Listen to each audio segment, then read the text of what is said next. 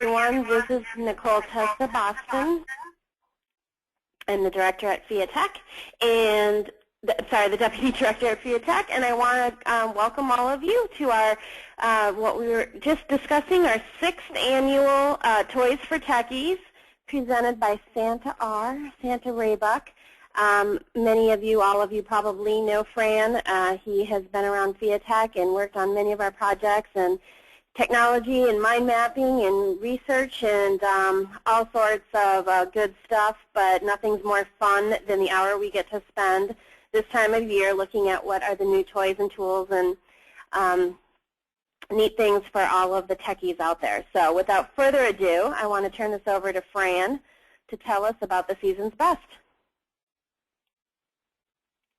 Nicole, it's another year, and we want to make sure that people don't confuse this event with the Toys for Tots.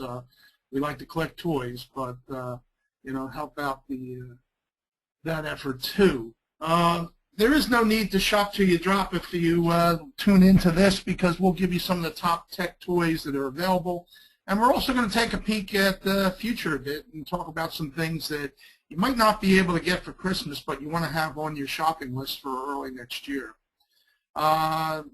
Don't bother with clothes, one size fits all. You know, they're no fun. You just open the box and look at it. What's interesting, more and more toys are getting rechargeable things. So look for friendly toys that batteries may not be needed anymore. Don't bother reading the instructions. And I don't know what happened, but this year it became a little bit crazy because Black Friday, it was supposed to start on Thursday, but now it seems to go on forever. I don't know how Friday became Thursday, but the point is that I think most of the stores now are on a forever Black Friday binge. There may be one or two things that you got to go and try and hit in those stores. But and tech is always in. After this session, feel free to mail me, email, any questions there. And I'm going to start right off with, you know, just I think it's going to be a revolution in gaming, really. As you're out there and you may be looking for Xboxes and PlayStations, and that's fine, but I think both those devices are probably reaching somewhat the end of their lifespan. They've been around for a while. And I think the thing that's going to change the world, if you think about it, you play these games on Xbox and PlayStation, and typically the top-tier ones, and most of them, have stayed priced at a fairly hefty level of about $60 or so. Some of them you'll start to see now are getting, you know, going on fire sale. And coming early next year is this little square box called Ouya.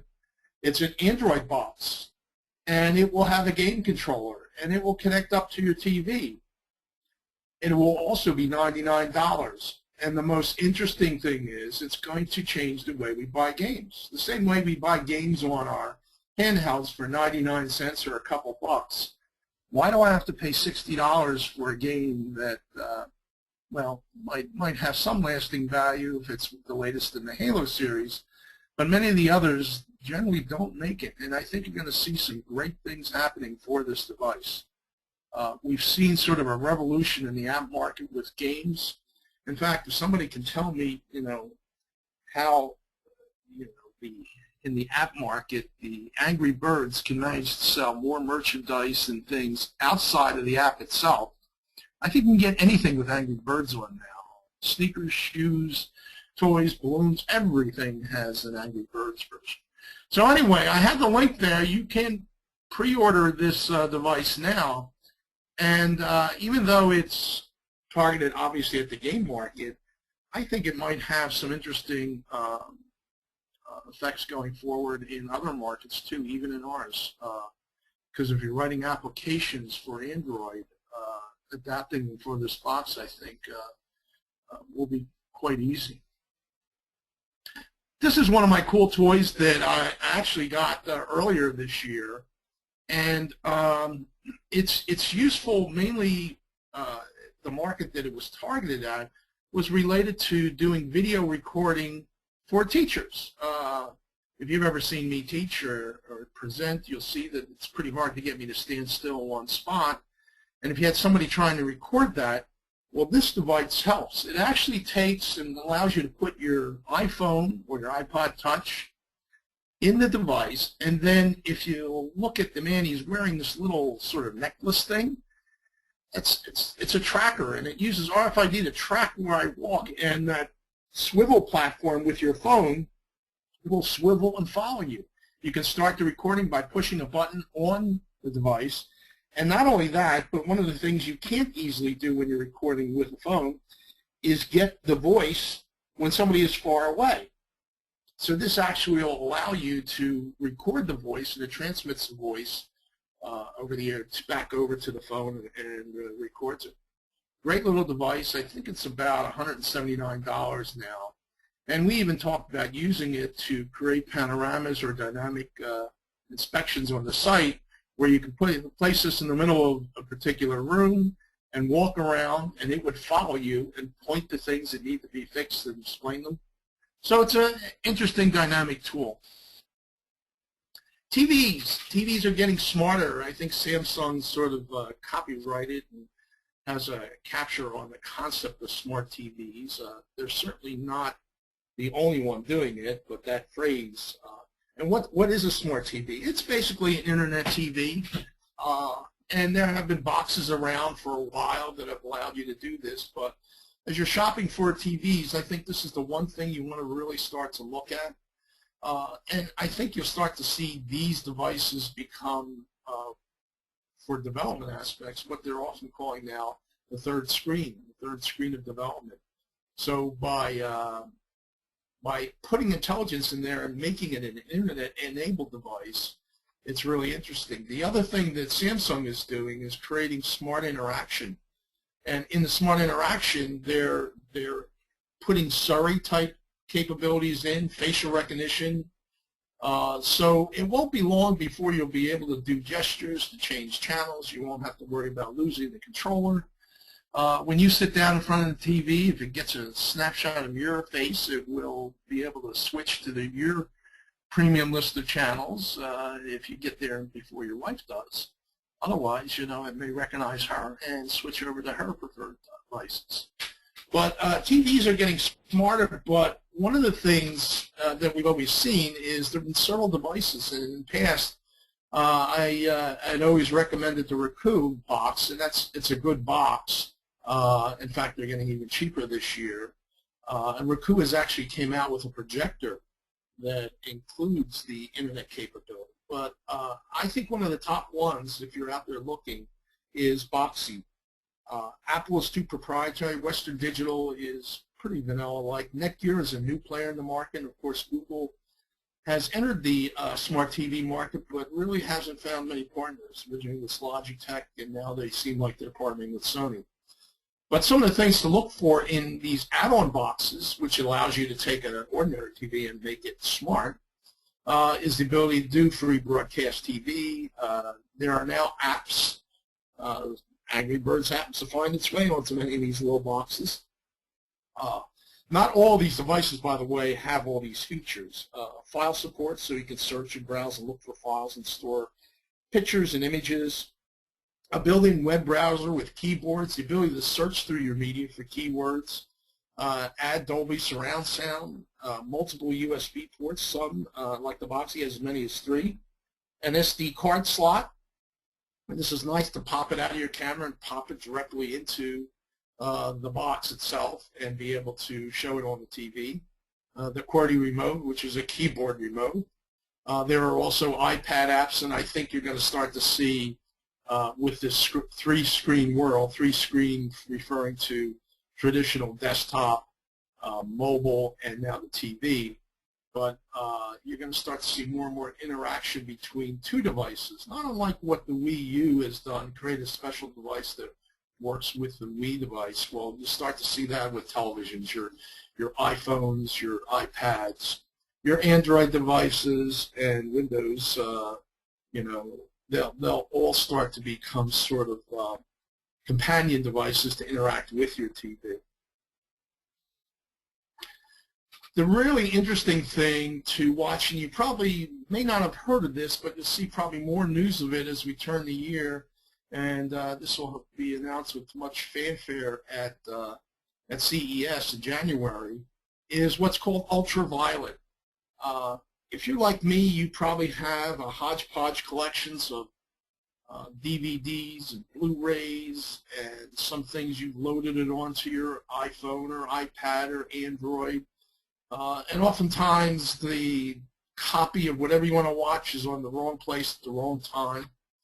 Well, Ultraviolet's going to change that. Ultraviolet is a partnership to actually allow you to buy movies one time, so for example a DVD, and then be able to store it in the cloud and add them to your digital collection, which is available everywhere, anywhere you have a connection. And then literally use the device you want to use, whether it's your computer, your TV, or your smartphone, to watch what you purchase. It just makes so much sense to be able to buy a device, or to buy the media once and be able to view it easily from your collection everywhere. And I'm sure many of you are probably out there buying hard drives and storing them out there, but I think this is going to probably start to revolutionize and change things. Many of the members that are part of it, and by the way, you can, some of these things are coming out already on DVDs.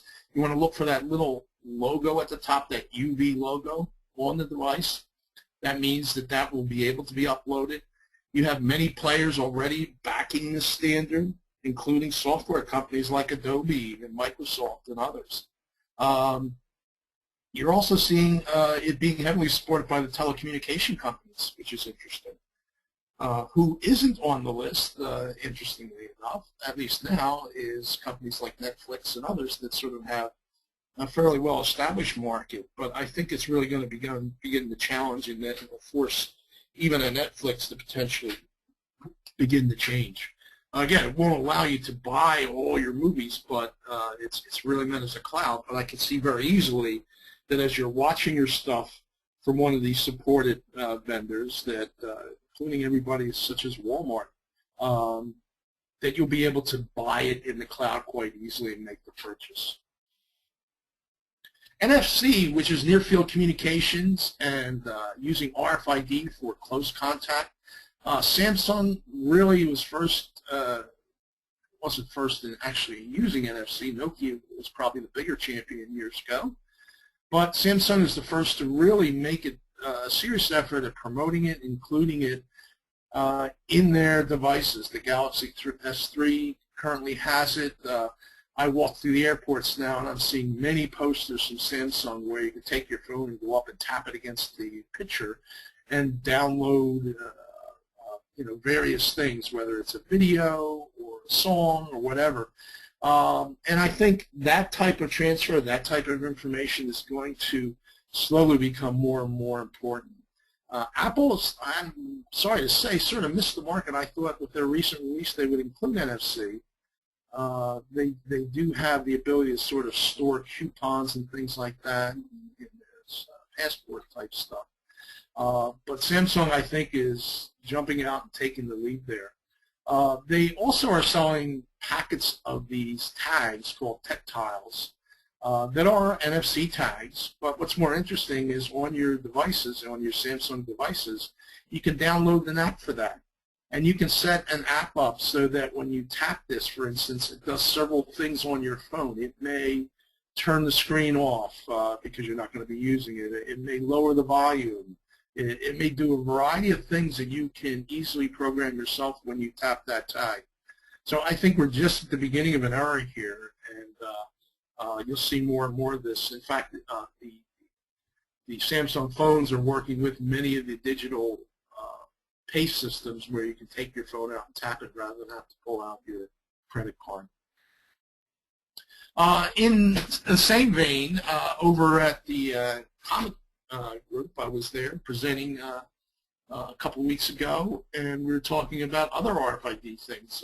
Good friends of mine have created this device, and it will probably be released next year. It's in limited quantities now, but it's called uGrocket, and it's an adapter that works on your iOS and Android and reads UHF Gen 2 tags. The point is this going to be an economical, easy solution to add to your iPad and your Android applications. And what's different than the NFC is this uses a different type of RFID. It's the type that's typically used on the job sites for reading multiple tags from a distance.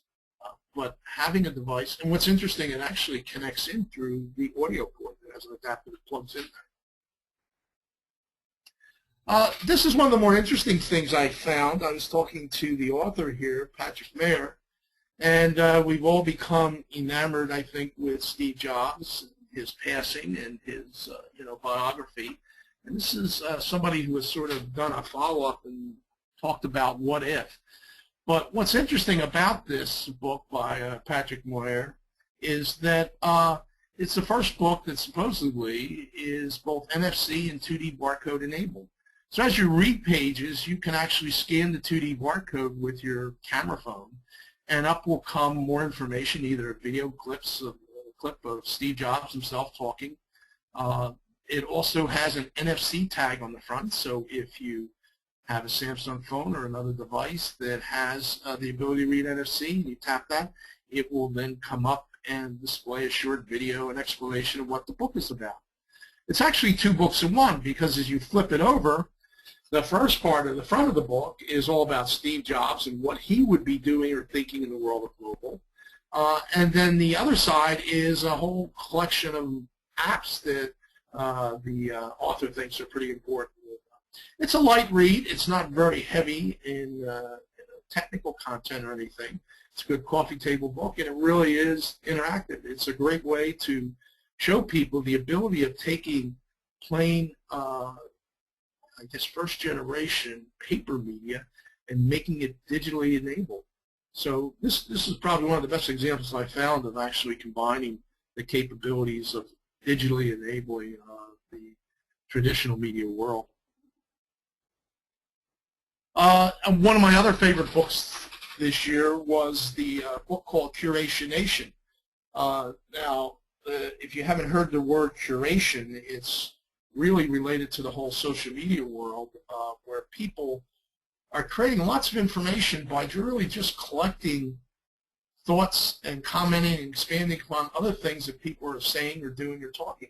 And major publishing organizations have actually embraced this, and it's no longer everything is printed or done or created from one source. It's a matter of pulling together many sources, whether they're RSS feeds or video clips or whatever.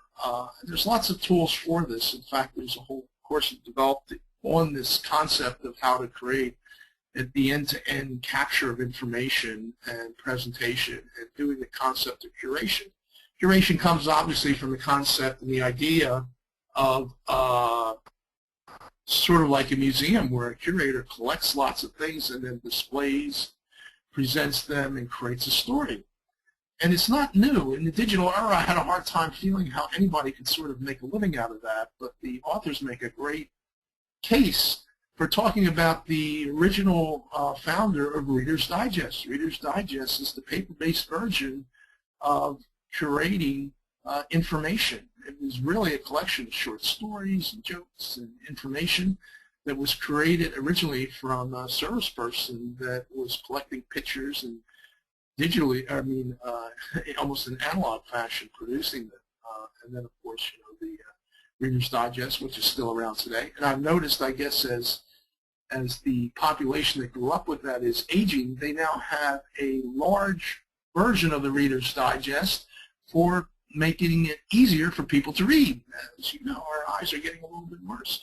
What's other thing that's interesting here in this whole movement of mobile and social and location-based stuff is using a lot of these social tools to create smart infrastructure. And there's many companies, I've listed a few of them there, that have been around, and more are actually appearing almost every day. Oh. Trying to advance here.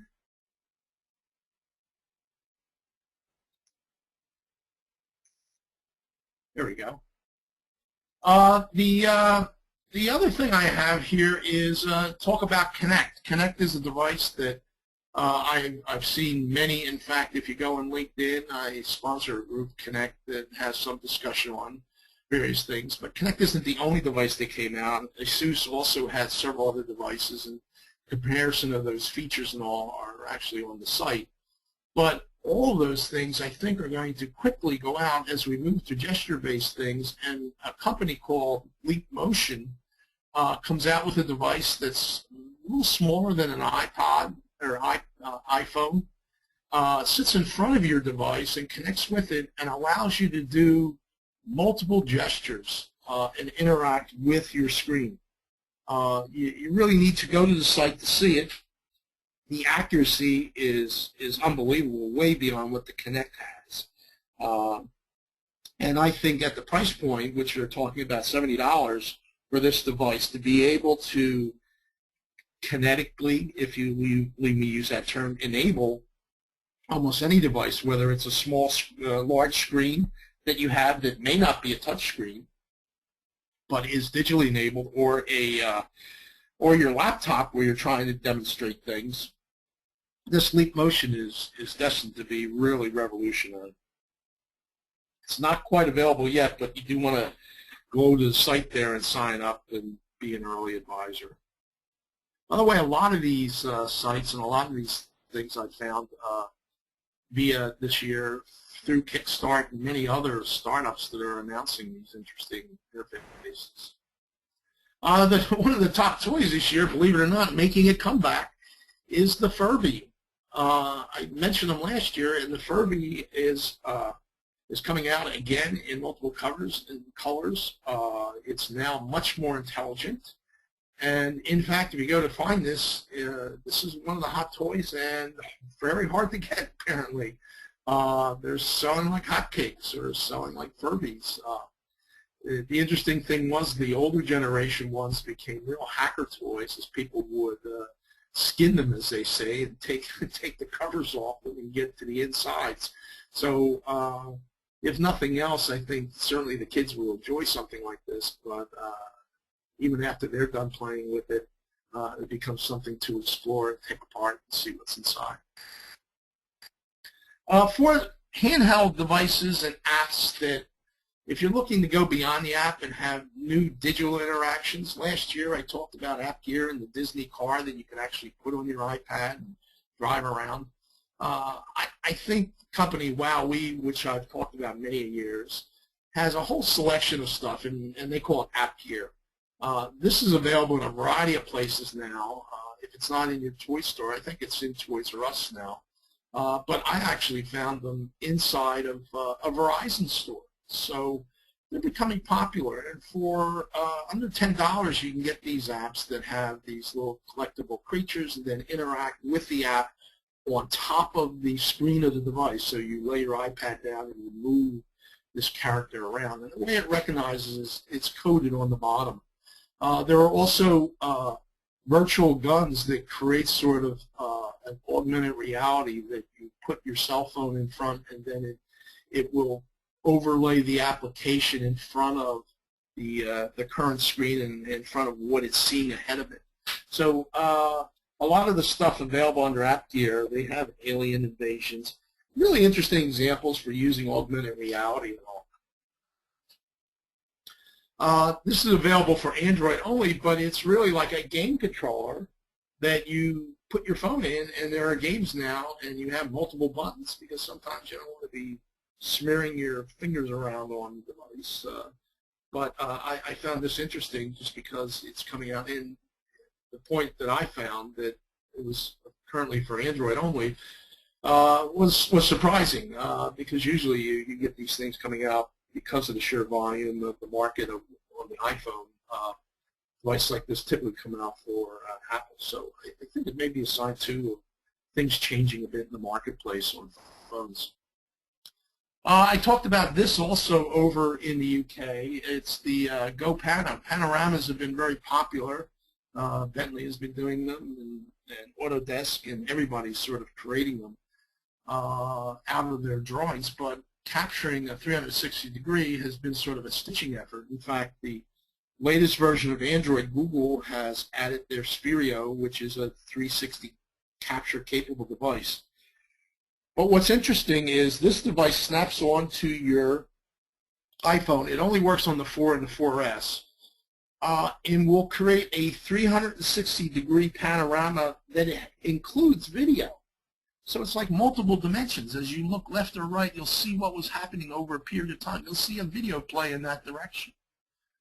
This company also makes these panoramic lenses for larger SLR cameras to attach, and they're much more pricey. But the price for this device is currently, I think, about $59.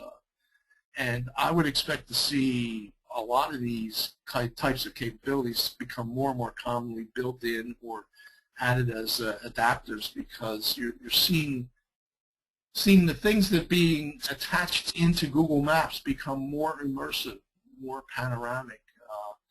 In fact, at the demo conference this year, a company called Tourist, which allows you to capture really a 360-degree view of where you're at and then geospatially located, won top prize. And I think it's more of a signal, not necessarily the technology that that company has, but more the direction in general that our concept of photography is going, not just beyond pictures and images and not just beyond video, but into, and beyond even panoramas, but into video panoramas become more and more.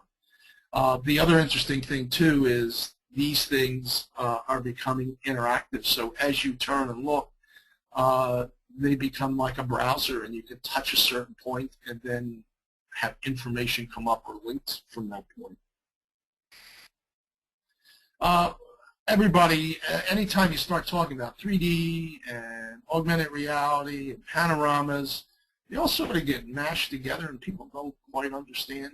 In fact, you know, when the Google came out with their headset device, everybody said, oh, it's doing augmented reality. Well, yes and no. It was just using a camera in the front to add to that augmented reality.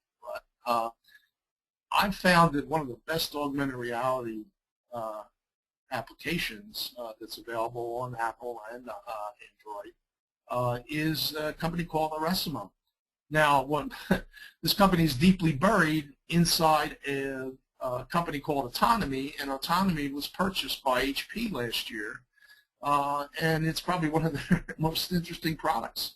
They've actually created a whole slew, almost any common logo of companies they've enabled to become augmented reality. If you download the app, you can create your own AR things, and they're calling it the world's first visual browser, because as you're browsing around whatever AR you've created, it allows you to touch certain points and have things come up, which certainly isn't new, but the ability to create these yourself and also use geospatial or not use geospatial, that's the other thing that becomes very confusing sometimes, because you can do AR without having something become geospatially located. For example, I can be sitting at a table and read the USA Today and look at the logo with my camera and the augmented reality browser loaded, and up comes, you know, information that's dynamic, that you can't read in a paper. And I can read that anywhere, so it's not geospatially located. If I add the geospatial aspect, that's when I can get into looking at buildings and key landmarks and having information related to those landmarks come up. Google and Android have really done a great job. The latest release, I think, of Jelly Bean is starting to pull ahead of the iOS engine. In fact, there's a great article, 37 Reasons Why Android ICS Beats Out iOS 6. That article, and in conjunction with the announcement of Google of the Nexus 4, which is the phone, the 7 is a tablet that was announced earlier, and now the 10, are really creating quite a marketplace for Android. In fact, in the last quarter, the Samsung Galaxy S3 outsold the iPhone 5, from what I understand. I have to get the exact reference for that, but it just in the last quarter, the sales for the Samsung 3 have been huge. The other thing is we've created this year sort of this mid-tier thing called Phrase as a Phablet, which is half a phone and half a tablet. The Samsung Note 2, the Note came out and was very popular, and the Note 2 came out. There are digital pens in ways that I think you'll start to see retrofitting of iPads with digital pens. And pens will become more important, I think, if not within the next year, within the next 2 to 3 years. The use of your finger or a stylus with a point that's the size of a pencil eraser isn't going to be enough. We're going to need much more sophistication and detail and be able to touch and locate things. And a digital pen that is optional is just a natural growth in this market. I was in New York this year earlier with the Theometrics group, and we had a one-day conference with quite a few luminaries in the New York City area from government and industry on intelligent job sites. It was a great conference because you actually saw devices, robotics devices and scanners and tablets, conferencing. But in talking about this, we came up with a concept originally that has that chair on the right-hand side in this pod area. And what's interesting, there actually is a gaming chair. It's called the Emperor, and I've actually sat in it and used it. It holds 3 screens. You add the 3 screens yourself, and you connect them up through a computer that sits in through the back, and the wires come up from the side. The panels actually lift up hydraulically, so you can get in and out very easily.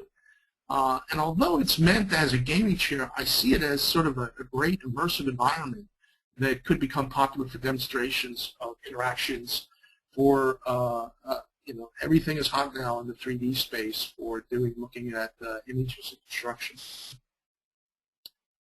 So 4G, I was 2 months ago, I was at 4G World speaking there at the conference, and if you're not familiar with 4G, it really is related to not just increased speed, but sort of a culmination of really a point of connecting multiple high-speed wireless. In fact, the speeds of wireless are so fast that it could replace what you're using in your home through cable or Verizon or whatever. In fact, the ability to take your phone and convert it into a hotspot is becoming popular. Not certainly new, but you're going to be looking to get 4G services and capability on any phone you buy now. So if you're out there and you're looking to get a new phone this year, the 4G service is something you probably want to have, because certainly 2 years from now, if you still have that phone, 4G will become something that will become really critical and really important in delivering information. By the way, it's not just defined as being, there's various versions, and can't get into all the different types of 4G, but it even includes Wi-Fi to some extent. But WiMAX is part of the definition of 4G. And one of the great add-ons that I got for an iPod Touch was a product called Freedom Pop, and it is like a wireless modem that fits as a case onto the device, and it was $99, but I have 200 megabytes of lifetime unlimited usage. So every month I have 200 megabytes, and I can get more by doing certain things, either subscribing for more or reading certain ads. It's an interesting point to look at, and the investment is well worth it, because I can use this and create even a hotspot with this. And the WiMAX, although not pervasive, not covering the earth anywhere to any large degree, is available in a lot of major metropolitan cities, including Philadelphia here. This truly was the year where I think head-mounted computing was validated, if nothing else, for several years now, including the first time showed it at the TheaTech conference, I think back in 2008, 2009. It's at least 3 years old now. You're going to see the final devices start to launch in 2013. In fact, Motorola has created one, the HC1, which is based on the Copen design, but a little bit different physically in the way it's configured. And they're going to be partnering with various wireless vendors. Google has validated head-mounted computing. In fact, many people now are telling me about the Google, head-mounted device, and that's still probably at least 12 to 18 months away as it really begins to launch the Google beta stuff sometime early next year. So we're at the point now where I think head-mounted computing is getting real. I think in the coming year you're going to see more of this. The picture you see there is an image down at Drexel University where I've been down there working, and they're actually participating in the DARPA challenge, and they're going to have the robot there, the UBO robot, program it to get into that cart there and drive it, which sounds like a simple task, but physically to make that thing walk up, get into the cart, and get the feet on the pedals and the hands on the wheel in the right way, and then navigate it. It's a pretty complex project. But in conjunction with that, they're looking to use Google GoldenEye to potentially control what it sees, what it does, and acts from a remote distance to do command and control. Really interesting project there. More becoming, I guess, as you hear. In fact, word is they're going to be on the Discovery Channel talking about a lot of this stuff. In 3D, I think a lot has happened in the last year, and I like to call this my printer of the year. First of all, in the market itself, there's been a lot of merging of 3D printer companies. Both Objet and Z Corp have been acquired by 3D Systems and by Stratasys. And it sort of has seemed like the market was narrowing. There was no need or no room to innovate. And as many of you know, Z Corp has the color printer, the only color printer that I know of. And new company here, MCore Technologies, has come out with what I call the second color printer. But what's most interesting about MCore is the supplies that it uses. If you've used any of these other 3D printers like I have, you'll find that it really is a razor blade model. The cost of the materials gets pretty expensive. Both the post-processing chemicals that you need to buy and use, and also the pre-processing material that's used to put in there, whether it be filament, plastic, or powder. It's pretty expensive stuff. The MCore device uses paper. So I literally take out a large wad of paper, or multiple wads of paper, stack it in, and it will fuse the paper and cut it out and create the device and also color it. And you see sort of an example of it. It looks like a skeleton head, part of a skeleton head that they've done. So I think you're going to see a lot. One of the other interesting things is that they have a deal, and you'll be able to go into Staples and not just get copies of your printed white papers, but you'll be able to use your white paper to create a 3D printed copy of something. So this is really going to be the jump in the market to, I think, validate 3D printing. There's been other events this year that have occurred up in New York. There is the MakerBot has opened a store where you can go in and look around and shop and buy a 3D printer. Many of these do-it-yourself printers are now on their second or third generation of capabilities. One of the other things that was interesting this year at the World Future Society, where we're judging the beta zones, one of the companies actually created a device that allows you to create the plastic wire filament by recycling plastic bottles. So you put in your Pepsi bottle, and it melts it and fuses it and then spits out this long string of paper. So that was in beta and is probably expected to come out, and that could start to change things in this sort of sustainable future that we're looking at with 3D printing. So that wraps it up. We have about 15 more minutes, but the fun doesn't end here. If you're not following me already on Twitter, follow me on Twitter, because over the next 2 weeks I'll have my 12 days of toys that I'll sort of post multiple other things that are interesting that you need to look at for the year, and also I'll do my list of lists. There's lots of people at the end of this year that start to publish, the top toys, the top cameras, the top gadgets, the top phones. And getting those lists are sort of interesting just to read through and look at a bit. So hopefully we'll all be able to survive the winter months and get ready for the 2013 ViaTech conference. And I always like to remember the old saying from It's a Wonderful Life at the end there, that every time a bell rings, an angel gets its wings. So hopefully everybody will be out there ringing a lot of bells this year. Nicole, I'm going to send it back to you and see if we have any questions. Thank you so much, Fran. That was great. And I'm getting some feedback on that, so I'm going to mute you real quick. Okay, mute me.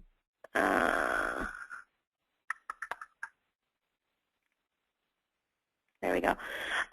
Yes, thank you so much, Fran. It's always entertaining and educational to see what's coming up and saves me the time from going through stacks of magazines. So if anyone does have any questions, you can use your questions tab and type those in, and we can facilitate a little discussion here with Fran before he takes off. He did mention the 2013 ViaTech conference, which I do want to also plug. We have our conference coming up March 25th, 26th, and 27th in San Antonio at the lovely JW Marriott. It's on a pretty new facility on the north side of town. It's not down by the Riverwalk, but up in the hills, and we're expecting a larger than ever event. We've got almost half of our exhibit space sold already, and expect over 50 exhibitors and 400 to 500 individuals. So registration's open, and sponsorships, exhibits, and call for presentations are also all out and available right now as well. So if you want more information, please contact me, ntboston@viatech.org, and plan to join us this March in San Antonio. We also, and I've been getting a few questions on this, we are going to record or have recorded this, and we will be posting it on the viatech.org website in the next day or two. So for those who want copies, we will have a copy available. And Fran, I'm going to open the audio line again because we do have some questions. Let's see. How about Windows 8? Can you talk about that a little, Fran? I think it will survive. Will it make a dent into the mobile space? I'm not sure. I do think that because there is such a large legacy of Windows software, that the Windows 8 laptop device, not the RT, the tablet-based ones, will be successful. And they're really just a follow-on, I think, to the movement by Intel of the ultralight books and stuff like that. I think it will be interesting to see, CES in January becomes the kickoff event for a lot of things.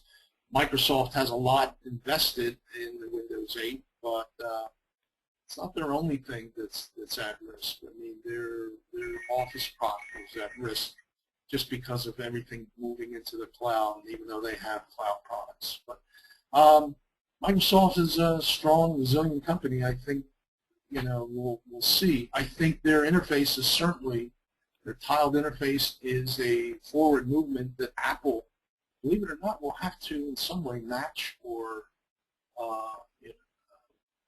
mimic or do something. Obviously, in this copyright-ridden society here, legal battles are not going to be able to copy it. But in a lot of ways, the Metro UI on Windows is not unlike Android in a lot of different ways that Android is using basically the web parts and web applications, not just icons to represent applications. So, I do think it's worth upgrading Windows 7 laptops to Windows 8 just because of the pure nature of the form factor itself. It's just very useful to detach the keyboard and attach the keyboard. And by the way, that's another trend I think you're going to see.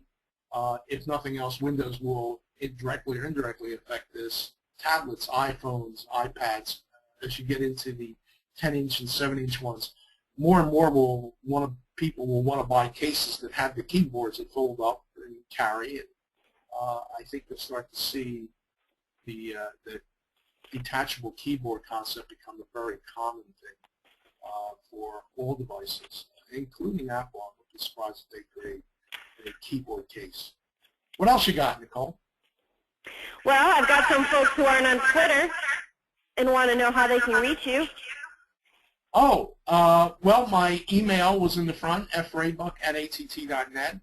And on Twitter, my Twitter name is @fraybuck, F-R-A-B-U-C-K.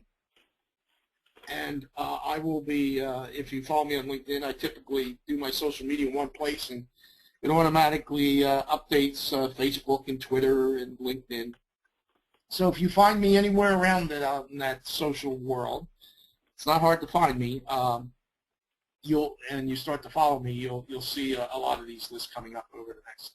And it's not just these 12 days of toys, but there's a lot of interesting things that I tweet on or post on for different content related to sustainability and new technologies. In early January, you want to really be sort of watching, because I'll be at the CES conference doing lots of tweets and follow-ups there. I'll be at a couple other conferences too, doing some mobile workshops at Interop and others to be determined. So stay in touch, and in January actually I'll be at the Transportation Research Board working on a session there. Okay, Fran, we have another question. Is there a smart TV add-on device that you recommend? I think the Boxy is the best. It may be a little more pricey than the others, but the Roku is still a solid. I mean, it's fairly cheap now. I think they have them on sale, but for $59 or something, basically connected to most TVs, and they don't have to be smart TVs. They should be flat panel or have some connection into the back. They're connected, but the Roku is a good device. It may not give you the full internet browsing, but depending on your capability and the version you buy. But for $50, it's well worth it, especially if you have Netflix or if you like Hulu or Hulu Plus. And I'm just mentioning a couple there. Once you get on, you'll see that there's all these channels. This is going to become a big challenge for the traditional cable companies and stuff, because in effect, you'll be able to create your own series of channels, and your video and your information will be streamed over the internet as you watch what you want to watch when you want to watch it. That's great. Thanks, Ray. Thanks, Fran. Sorry.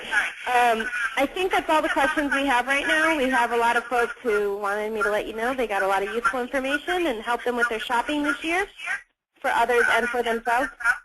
We will be, like I said, putting a copy of this at viatech.org in the next day or two. And I hope you all have a happy holiday. This is our last webinar for the year, but we'll be back in January. So great. Thanks again, Fran, and all of you, and have a great day. All right, look for the list on Twitter, and you'll see lots of more information. It's never too late to get out there. Have a good holiday, everybody.